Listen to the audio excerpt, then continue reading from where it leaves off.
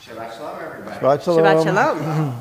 Good morning, good Shabbos. Thank you for being with us. Let's begin by thanking God for the gift of learning Torah together. Baruch Atah Adonai Eloheinu melech haolam, asher kitshanu b'mitzvotav v'tzivanu la'asok b'divrei Torah, v'hareb lanu Adonai Eloheinu et divrei Toracha b'finu b'fi avivah b'Yisrael, v'niyeh anachnu v'tzatzaenu v'tzatzai amcha b'Yisrael, kulanu yodei shemecha v'lomdei Toratecha lishma, Baruch atah Adonai melamed Torah l'yamod Yisrael, Baruch atah Adonai Eloheinu melech haolam, asher b'charanu mikol ha'amim v'natanu v'torato, Baruch atah Adonai noten haTorah. So Shabbat Shalom, everybody. Thank you for being with us to think about Amos. Colleagues, thank you for being with us to work our way through Amos. So just a little background on Amos, and then we'll frame the morning. Amos is the third prophet of the Trei Asar, after Hosea and Joel, Amos.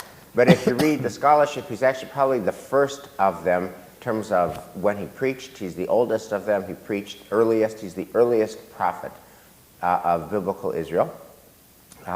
He comes from the south, from Tekoa, from the kingdom of Judah, but he prophesies up north in the northern kingdom, the kingdom of Israel, the kingdom of King Jeroboam.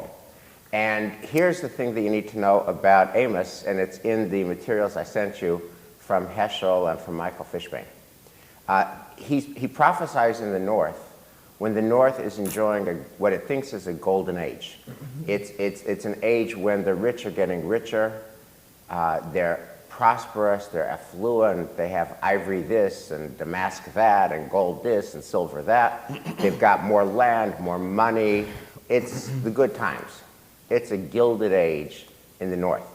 And he prophesies in the first part of that, 8th century BCE, he's going to die around 750. Here's the thing. Amos says, you know, you're good now, but you're not going to last. And he says, this kingdom, which is in this golden age, is absolutely going to die. And in fact, he's right. In 721, 30 years or so after he dies, Assyria will destroy the northern kingdom. And that's when the 10 tribes go off, and the northern kingdom is destroyed. Amos sees this before it happens. He foretells this. And he says the reason it's going to happen is because there's a fundamental lack of justice in this society. Amos says the rich are rich and the poor are poor, and the rich don't care about the poor. And then he's going to go on to have a special critique for religious people, for religious functionaries, especially for the priests. He says, you religious people, you just care about rituals, about your sacrifices, about what time is Shabbos over, literally, what time is Shabbos over, is it dark? Is it dark yet so that I can transact business and cheat people? I'm going to wait till I see the third star in the sky, and now that Shabbos is over, I'm going to use unfair weights and measures and tilted scales to cheat people, and that the religious establishment sees this and acquiesces. The political establishment's lining its pockets, the religious establishment's lining its pockets, and Amos decries this and says the northern kingdom is going to be destroyed. Now, we've got three different parts of Amos that we're going to look at. The middle of it is the heart of it, which is the main voice of Amos, which is extreme critique, extreme negative energy, extreme opposition and resistance and resentment and anger, just in every syllable. Anger, dripping with anger and derision. That's 90% of Amos. And then we're going to look also at the part that is quoted by Dr. Martin Luther King in I Have a Dream. And then we're going to look at the part of Amos that Jewish liturgy has picked up, both the Haftorah and also in the Birkat Hamazon, Grace After Meals for Sukkot. The rabbis are going to pass over the negative energy, and they are going to seize on the 10% voice, the minority voice of Amos, and make that a part of our liturgy. So, without further ado, I want to get into the middle part of Amos. And here is how I want to do it, and ask my colleagues about this. You might remember over the years we have studied with a scholar named Peter Pitzela. And Peter Pitzela is this Bible drama guy, Bible drama. And here's the thing, he points out that very often, like usually, almost always. The Torah, the Bible, does not tell you what people are thinking or feeling. It tells you what they do, doesn't tell you what they feel, does not tell you what they think. So Abraham and Isaac are going up the mountain. What is Abraham thinking? What is Isaac thinking? We don't know. And that very silence creates interpretive possibilities. So I want to ask you guys to do a Peter Pitzela on Amos. Okay? Amos now, we're going to pick up on page 2. Amos is going to confront the king, and he's going to confront the king's main priest, Amaziah, and you'll see what he's going to say. And my question to you, if you're doing a Peter Pitzela, is what is Amos thinking? What is Amos feeling? Why is Amos carrying on in this way? By the way, last thing, assume everything he says is true. He's not wrong. He's right. He's right. Everything he says is true. He's right. Now, why is he saying what he says and the way he says it? Amaziah, we're on page 2, verse 10. Amaziah, the priest of Bethel, sent this message to King Jeroboam of Israel. Amos is conspiring against you within the house of Israel. The country cannot endure the things he is saying. For Amos has said, Jeroboam shall die by the sword, and Israel shall be exiled from its soil. Right. By the way, this is counterindicated at the time he's saying it. They're actually doing quite well at the time he's saying it. Amaziah also said to Amos, Seer, off with you to the land of Judah. Earn your living there and do your prophesying there, but don't ever prophesy again at Bethel, for it is the king's sanctuary and a royal palace. Amos answered Amaziah, I am not a prophet, and I'm not a prophet's disciple. I'm a cattle breeder and a tender of sycamore figs. But the Lord took me away from following the flock, and the Lord said to me, Go, prophesy to my people Israel. And so hear the word of the Lord. You say, I must not prophesy about the house of Israel or preach about the house of Isaac. But this I swear is what the Lord said. Your wife shall play the harlot in the town. Your sons and daughters shall fall by the sword, and your land shall be divided up with a measuring line. And you yourself shall die on unclean soil, for Israel shall be exiled from its soil. Now, I love this guy. I'm sorry? I love this guy. You love this guy. Yeah. Say more. I love this guy. You love this guy. Thank you, Wes. Thank you for introducing me to Amos. It's all yours. I like the cookies. I don't like the prophecy. So tell me. I like Amos because he speaks his mind. And, if you look in the context, he's not one of the official prophets of the kingdom. So he's an outsider. And many times in society, we need outsiders to tell us the truth. How many times you see leaders around the world and they have people working for them that they want to sugarcoat everything they said. Well, he didn't really mean to say this. What he said was this and that. But you are doing bad now, but I promise to you, everything will be fine. It's the opposite. He says, that's it. You're done, guys. You're horrible. And I love this guy. He's very honest, and he's one of the few that is really honest. Okay, now hold on a second there. Thank you. But if I want you to be Peter Pitzela getting into the mind of Amos. When you say to the head priest, your wife is going to be a whore, your kids are going to die, and you're going to die, and this entire prosperous kingdom that you're presiding over as a religious functionary, they're all going to be dead and they're all going to be dying in exile. What is your intent? All right, so are you trying to vent or are you trying to change conduct? I think both. He's really, he's filled with anger. Okay. If you read in the whole book, he's not a poor guy, all right? And it's not that he's coming from a movement of the oppressed he's doing well. He could mind his own business and say, I'm doing well. I don't care if the poor are oppressed, if they are paying high taxes, and if everybody's corrupt in the upper levels of the society. But he goes and he starts, bring justice to the world. So I like this guy a lot. Yes, his language may be a little harsh, but he is telling the truth. And actually, it's interesting. All right. Well, just one last thing, Elias. when you say you like him, you like that he tells the truth, he speaks his mind. I like his But- honesty. Great, but to what extent does effectiveness factor into your assessment? Do you care how effective he is at changing minds and changing Well, obviously hearts? he wasn't effective because the kingdom got destroyed. You know, Samaria fell in 1722 or 1721. And Right. then I was actually reading that there was an earthquake in Hazor, the excavations of Hazor. They have proved that there was an earthquake in 760 before the Common Era in his time. And the earthquake brought destruction. So he was telling the truth. But yeah, I mean, I don't know. I happen to sympathize with him because he's honest and he's not trying to sugarcoat anything. And yes, maybe a little harsh, going to the extreme. Right. And he perhaps doesn't make, the case. He's not able to change people's minds. I would. I think Michelle, of him. I think of him through the lens of Greta Thunberg, right? When you look at the way in which she kind of stood up in international media and said, "There's a climate crisis coming, people. This is what's going to happen in the future. I know it looks good right now. I know you feel that things are happy right now, but my generation is going to bear the brunt of this. I need to stand up and tell the truth." And some people responded very positively to that, national rallying cry, international rallying cry around her. She is our voice. She tells it unvarnished. We're going to follow. And other people completely cannot hear that message, shut it down. It's negative to hear it in that way, have tried to attack her.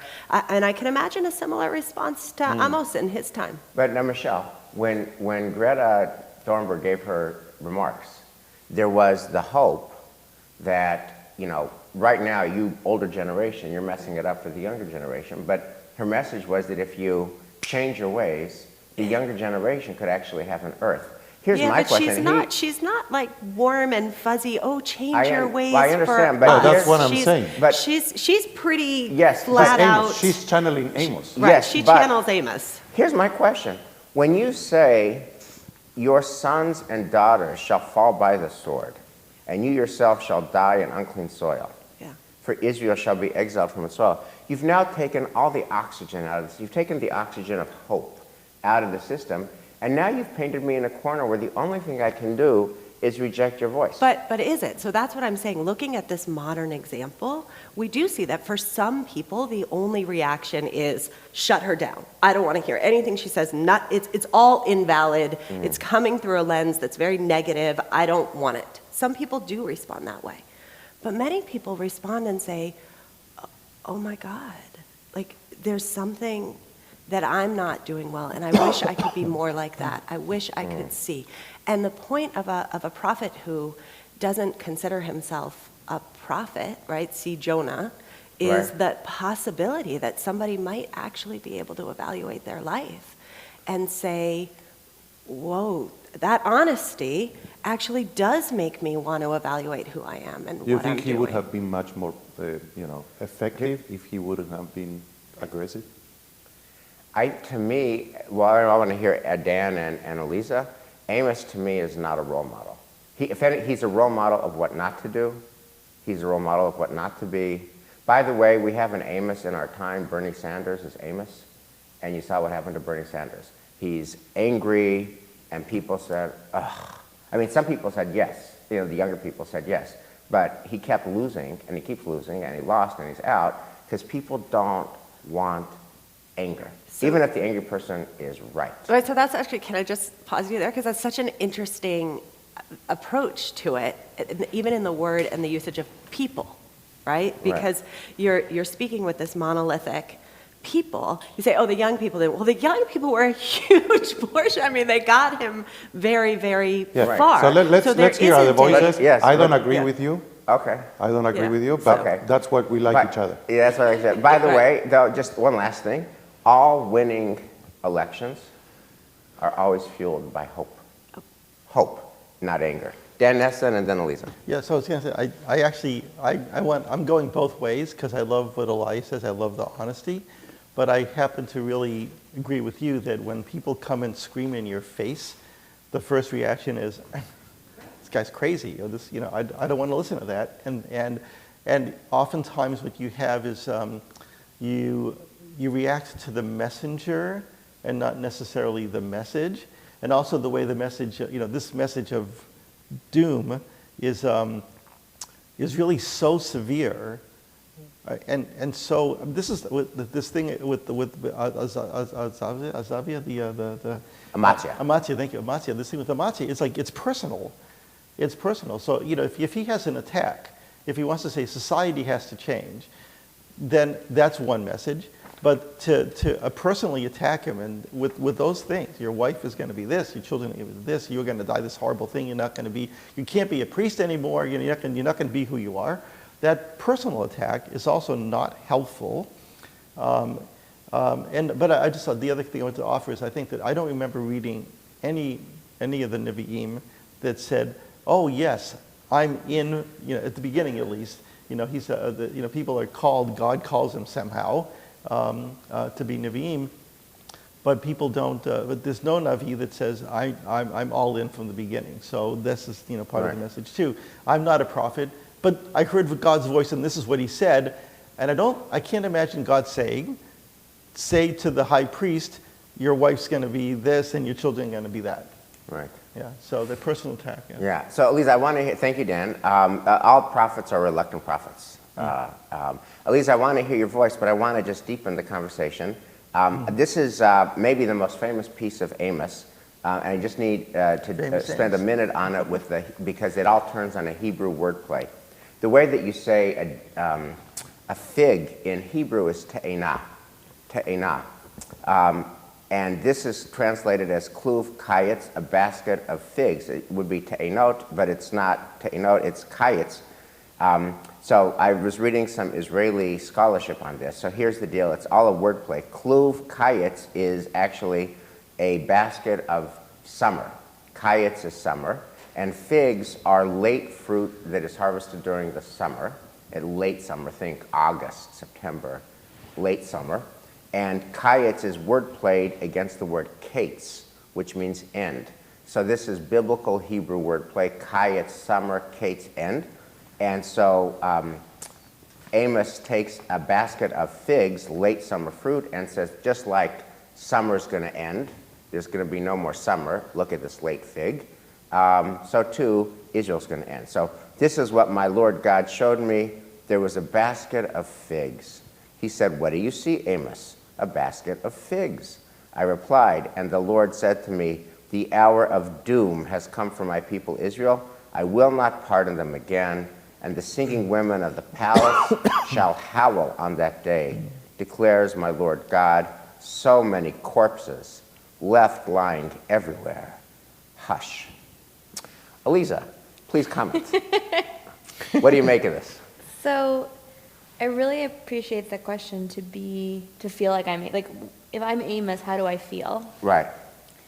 And there's a couple of things. One, it feels really clear to me that what's canonized is not the whole story.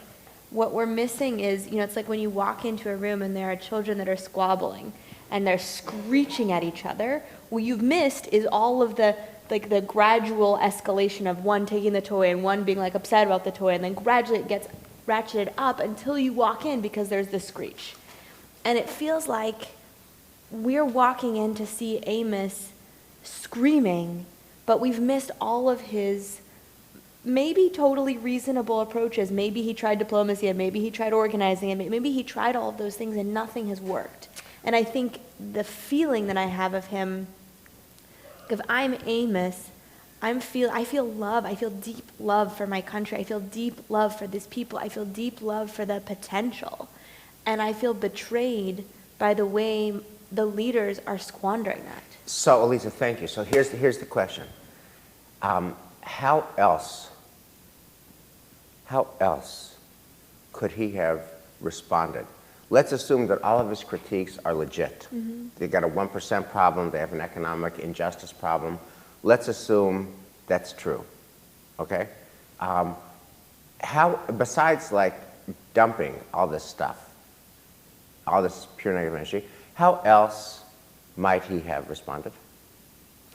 What would you have done if you were there?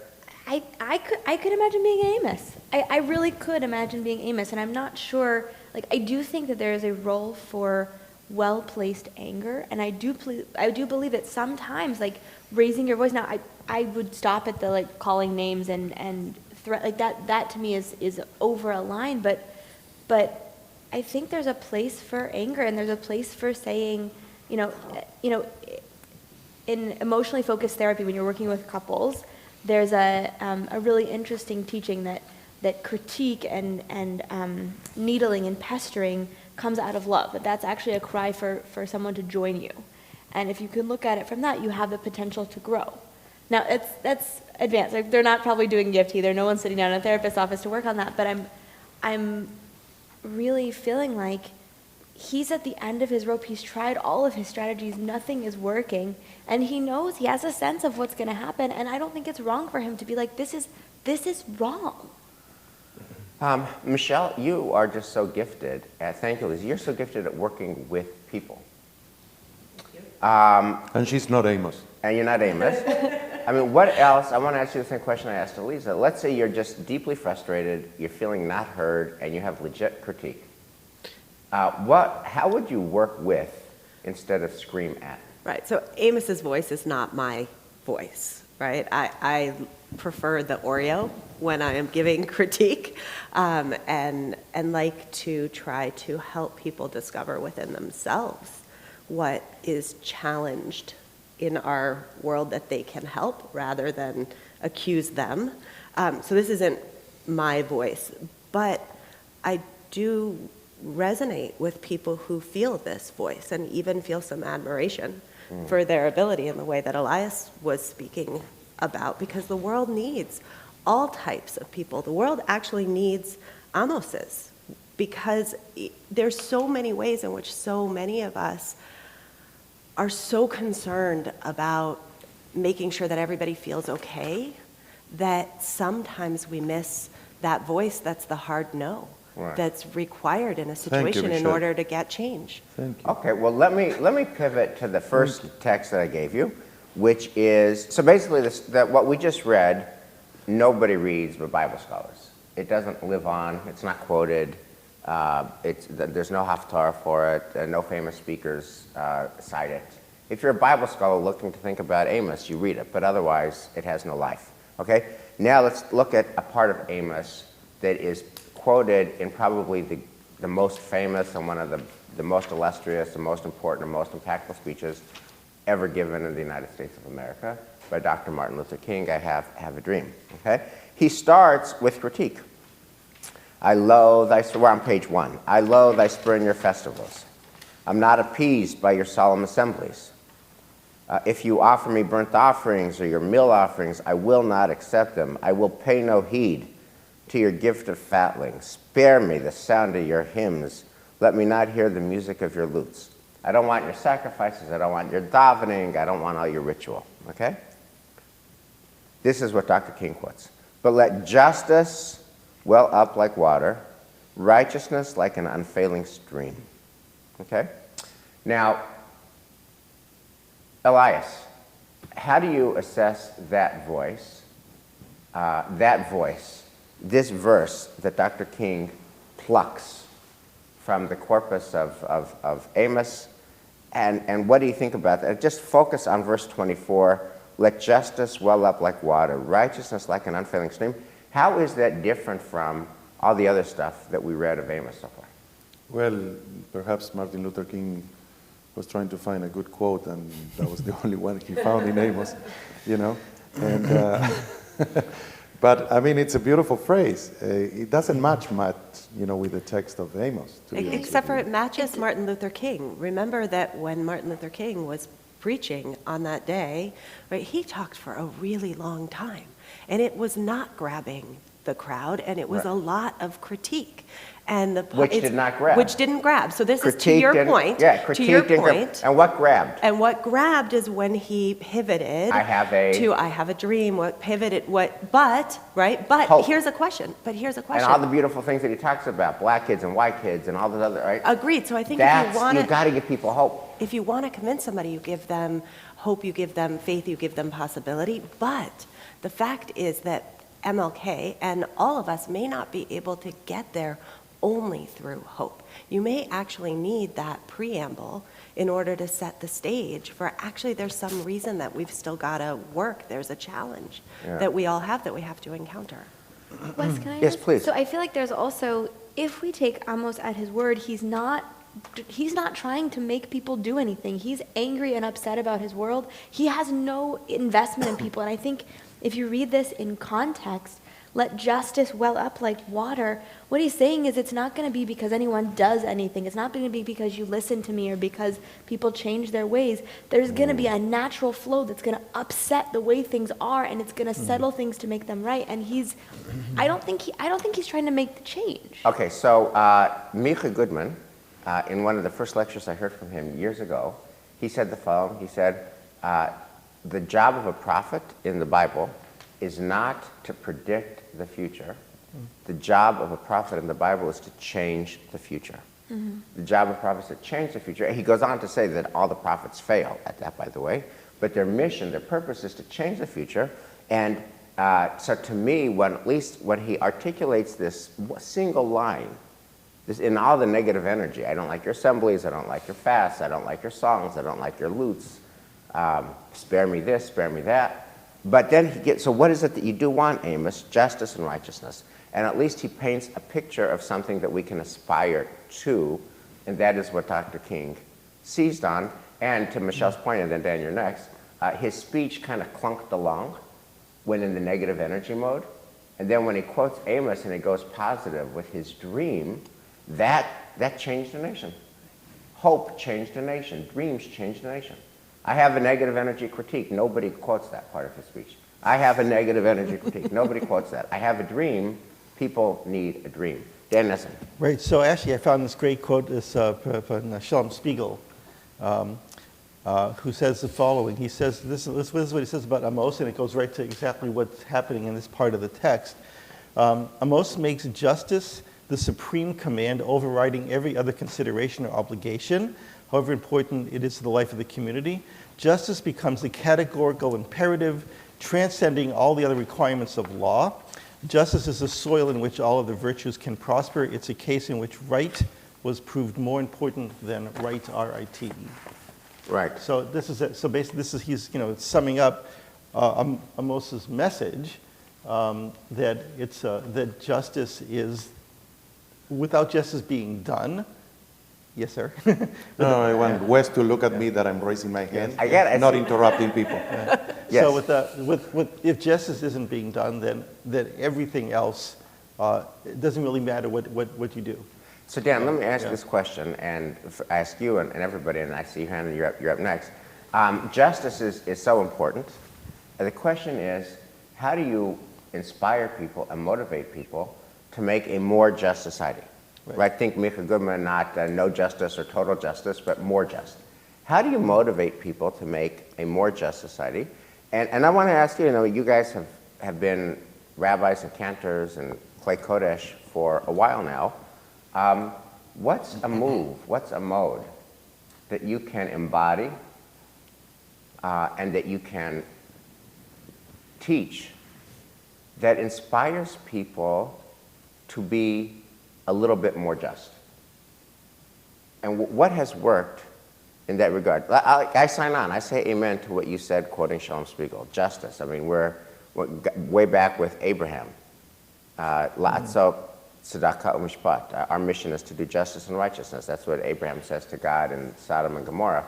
But the question is, how do you get people who are fundamentally self-interested and fundamentally just trying to make it through their day to kind of transcend themselves and do their part to make the world a little bit more just? And does this work or not? Elias. Yeah, so small little things. The first one is that, the phrase before, all the text that he says before this famous phrase of Martin Luther King, I like that a lot because, if you are going to be so corrupt and you are going to be treating the poor so badly and bringing injustice to the society, and then you go to the synagogue and you pray and you bring offerings, I don't like that. You are a hypocrite. Yes. Right? So I like that voice first. Second, you mentioned something about Bernie Sanders. I bring a different perspective because I grew up in a different part of the world. I know it's shocking. My accent is so perfect that nobody could tell that. Wait, I'm sorry, what? I know. People are saying, oh my God, I didn't know. Anyways, what I'm saying is that I always see the Bible and the Torah as universal messages. And if we talk about universal, we have to look at what happens in other parts of the world and not necessarily only in our country, okay? So there are many countries around the world, perhaps the majority, where the people who win elections do the hard voice and not necessarily what you are saying that Bernie Sanders wasn't elected for, because he was so aggressive. So we have to have that in mind as well, okay? That's one thing.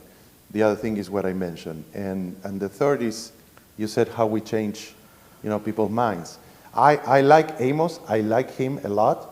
But I also agree that perhaps he's a little harsh, and we have to be able to find some honest criticism and also a voice of hope. So that's a perfect pivot to the last text. So here's always an interesting litmus test for you. We're in the Gantt Chapel right now, and what we have here is the Bible section this way, and the rabbinic section this way. So the Judaism that we all live and love is rabbinic Judaism, right? We're not Karaites. We're not biblical Jews. We're rabbinic Jews. Like, what we do is through the filter of our beloved rabbis, the rabbis of the Talmud. Speak for yourself. And so what's an interesting question is, so the rabbis, this side of the room, take a look at this side of the room, and they say, this is what we want you, the Jewish people, for all posterity, to focus on. And they literally select, from this side of the room to this side of the room, they select a very few haftarot, that very few chapters in the prophets, and they give them pride of place as a haftarah that the Jewish people will encounter once a year, or some few haftarot twice a year, for all posterity, okay? And I want to take a look at the haftarah. There's two haftarot from Amos. I want to take a look at one of them. And this is on page 7 and 8. And if you read the commentary that I gave you from Michael Fishbane and from the JPS commentary, and also from Heschel, this is so optimistic and so hopeful that Bible scholars are like, who is this guy? What happened to Amos?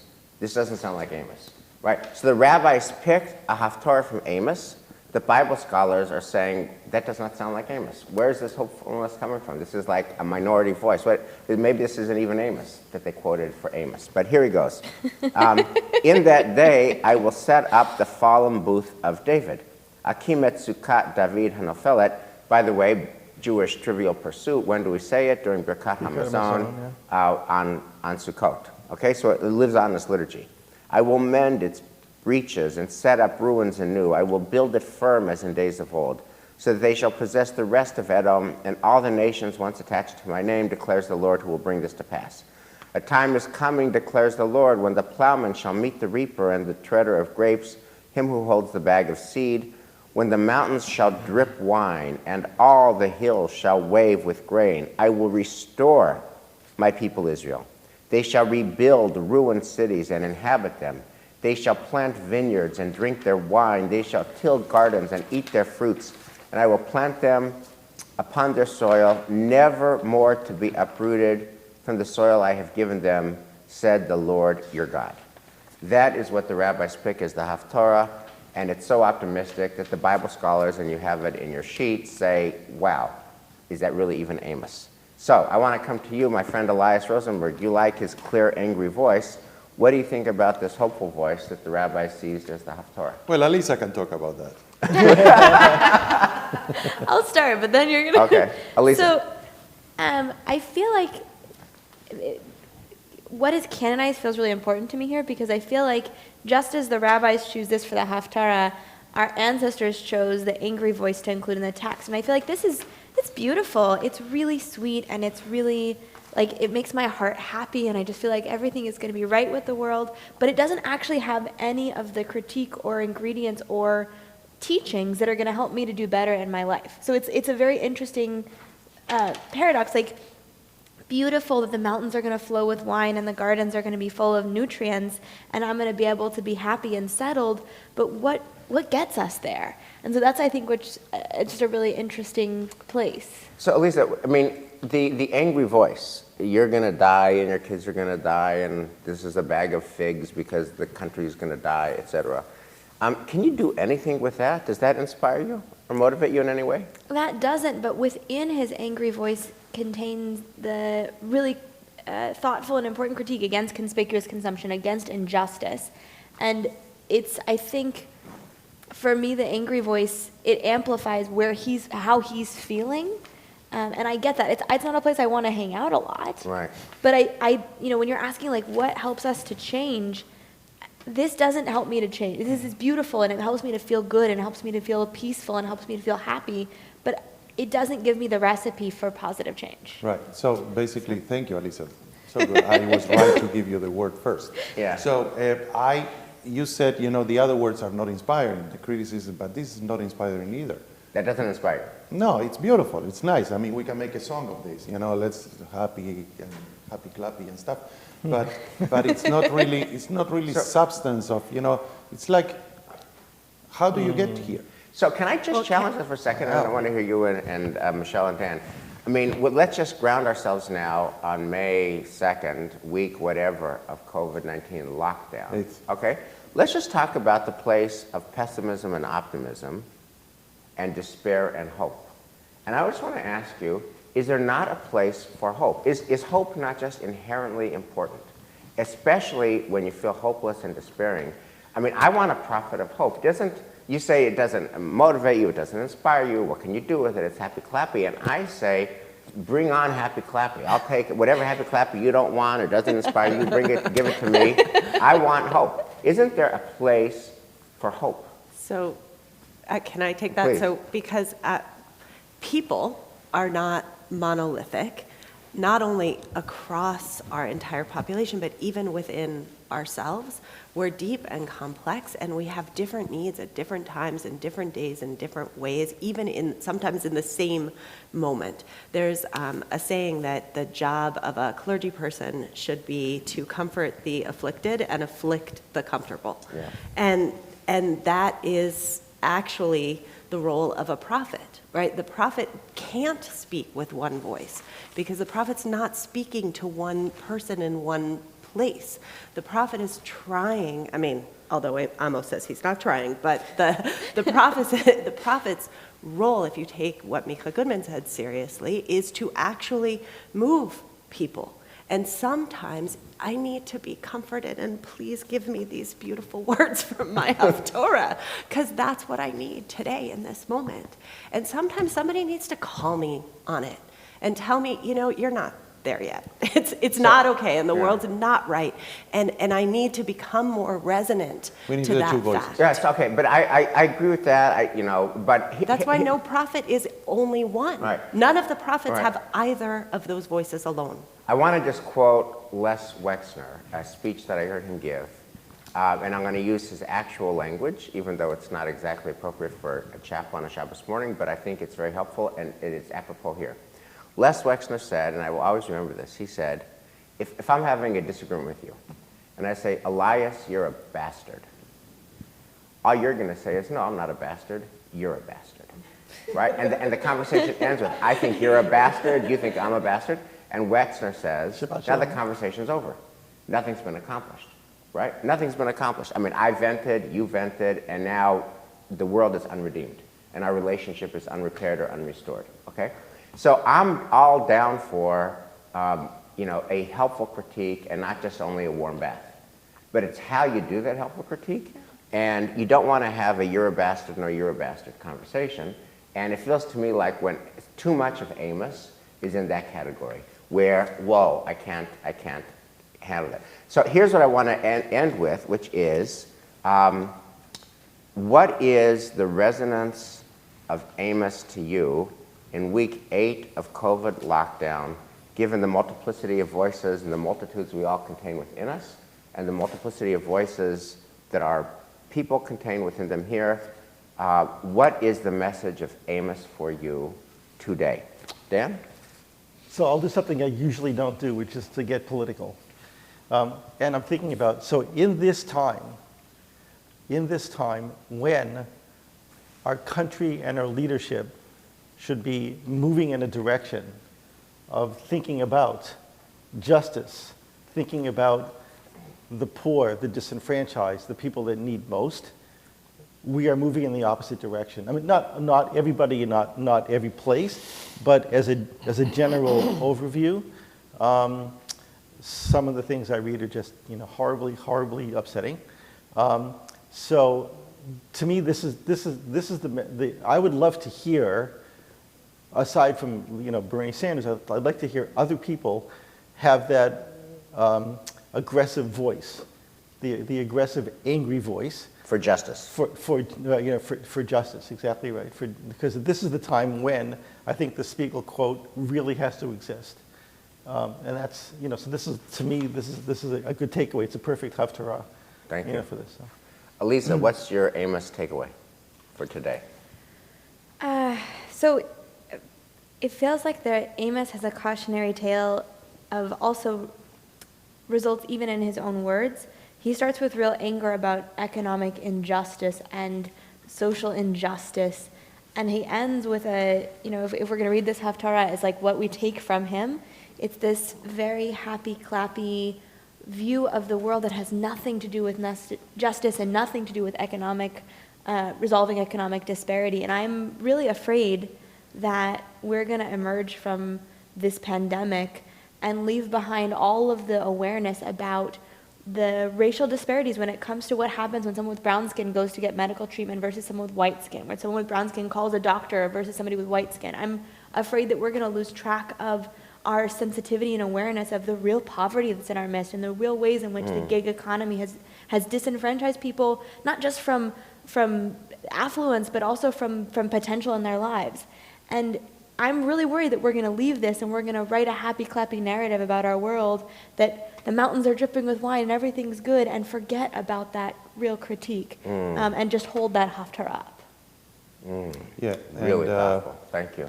Yeah, I agree 100% with you. And, I see Amos' voice today about the criticism of if our country was ready or not for this pandemic.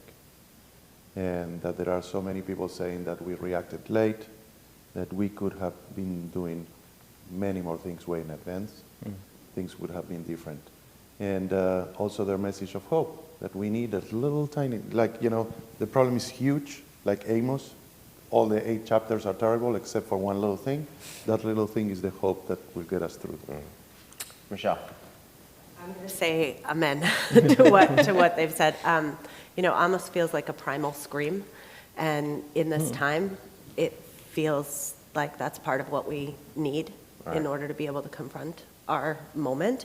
And of course, we need to search really, really hard for those haftarah moments, because that's what we're going to take to build our next world with.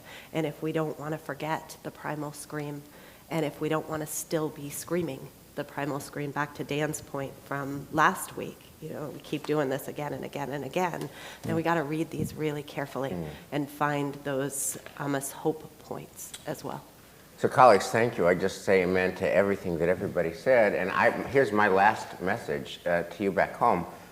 We are blessed to be the inheritors of 2 very different voices and 2 very different traditions. The biblical voice embodied here today by Amos, and the rabbinic voice of the rabbis of the Talmud. And I think the magic is in the the biblical voice and the rabbinic voice. Amos is great at the primal scream and at clarity and at focusing justice and at honesty. He's not so good at working with people. And if all you have is the clear-eyed, sober-eyed, angry voice, but you cannot work with people, you actually are very clear and you get nothing done. And you're a failed prophet. Prophets fail. We don't want failure. So what we need is the moral clarity of Amos and the rabbinic ability to work with people who see things very differently. Remember, the first Mishnah is, what time do we daven tonight? There's 3 different answers, meaning people don't agree with you. They almost never agree with you. Even in your own family, they don't agree with you. Even you don't agree with yourself, right? So you have to be able to deal with disagreement, and what we have to do is marry biblical prophecy and clarity and urgency with rabbinic ability to work with and to make our world a little bit more just. And we can only do that if we work together. You got a song for us? Should we sing Gesher? You start. כל העולם כולו גשר צר מאוד, והעיקר לא לפחד כלל. כל העולם כולו גשר צר מאוד, והעיקר לא לפחד כלל. כל העולם כולו גשר צר מאוד, והעיקר לא לפחד כלל. כל העולם כולו גשר צר מאוד, והעיקר לא לפחד כלל. כל העולם כולו גשר צר מאוד, והעיקר לא לפחד כלל. כל העולם כולו גשר צר מאוד, והעיקר לא לפחד כלל. To my left, to my left, and to my right, the jaws of the abyss, by its twinkling teeth I chart my All right, course. I'll give you that. Fear is singing in my ears. Don't look back, keep going. Don't look back, keep going. Don't look back, keep moving. Don't look back, keep going. Don't look back, keep going. Don't look back, keep moving. כל העולם כולו גשר. This is better when we practice. Thank you, guys. Thank you for following with us. And the best news of all, shul starts in 15 minutes. Shabbat shalom. Shabbat shalom.